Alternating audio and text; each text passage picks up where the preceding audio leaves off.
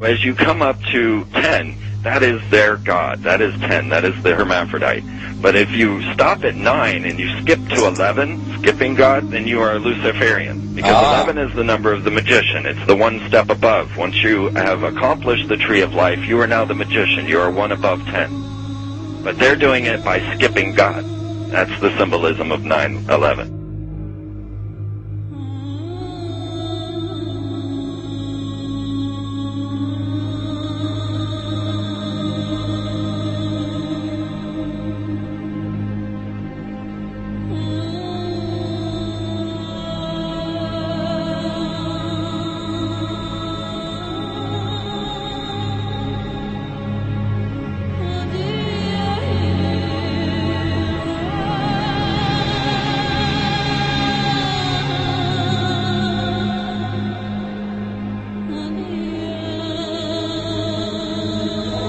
It is a big idea, a new world order.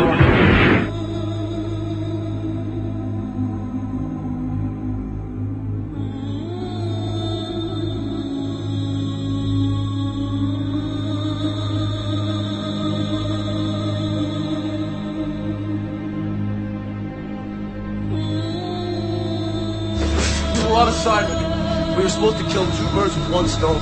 In Fight Club, Project Mayhem destroys a giant bronze spherical sculpture. This seems an obvious reference to the sphere at the World Trade Center complex. Trust me, everything's gonna be fine. In a pivotal scene reminiscent of 9/11, we see the destruction of skyscrapers and the change of a skyline. Second anniversary of the 9/11 attack on the World Trade Center, George Bush asked for an $87 billion increase in military spending.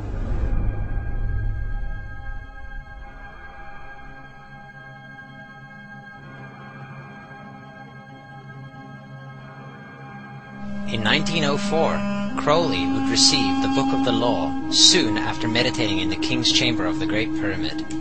He claimed he had been contacted by a being called Aiwas. Crowley would also use this symbol in his work.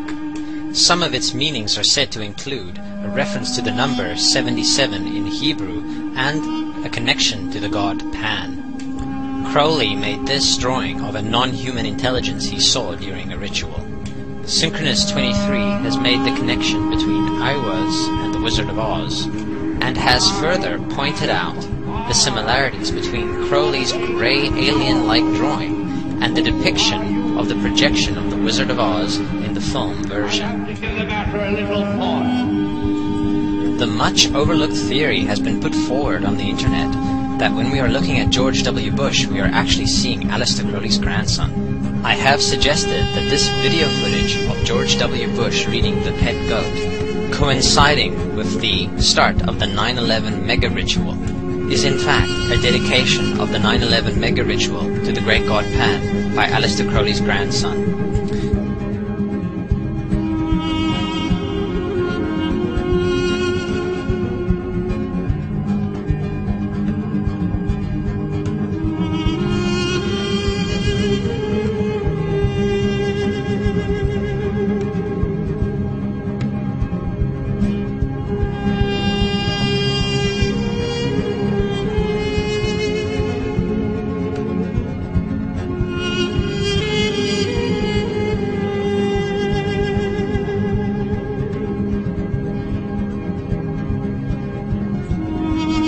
Things get a little weird.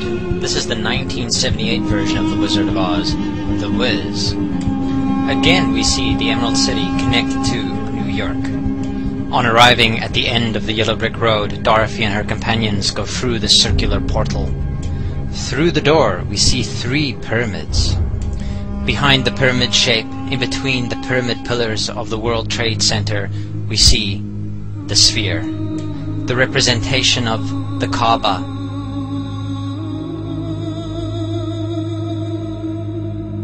The inhabitants of Oz dance around the sphere in ritualistic fashion. Fashioned in giant letters over the dome of the sphere, we see the word Oz.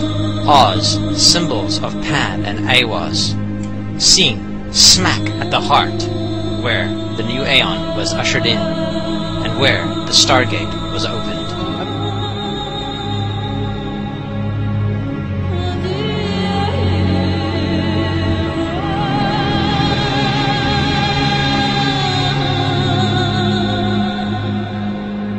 Between the Twin Towers is called the spherical caryatid. It was made by artist Fritz Koenig and was nicknamed the Sphere. We see that Koenig made this thing in Bavaria, the same place where the Illuminati was founded. The most interesting fact about the placement of the Sphere at the World Trade Center Plaza has to be that architect and designer of the World Trade Center, Minoru Yamasaki, intended the plaza itself to be a representation of the Grand Mosque of Mecca, the Sphere in particular taking the place of the Kaaba.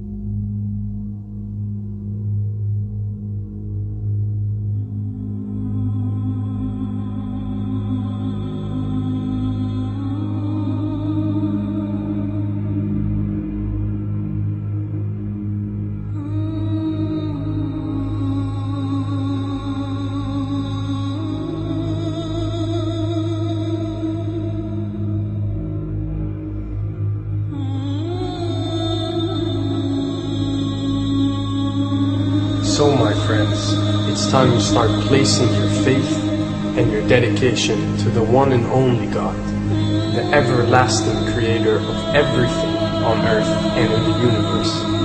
He is greater than anything our minds can comprehend. Do you know how many times Muslims are required to circle the Kaaba when they visit it? 7 times, each counterclockwise. Would you like to know why? You see, what binds us as humans to this life and to this dimension and to this earth is the limits of time and space. We are bound to this dimension and this reality through time and space. Hence, if one wants to leave this dimension or leave this reality, he needs to break away from time and space. So when you visit the Kaaba and you rotate counterclockwise, what is this practice actually doing? It is literally helping you elevate your soul and elevating yourself to break away from time and space so you can touch something so unique and so beautiful and so powerful that it changes your life forever. And if you don't believe me, ask anyone who has visited the Kaaba how he or she felt or how their lives have changed ever since.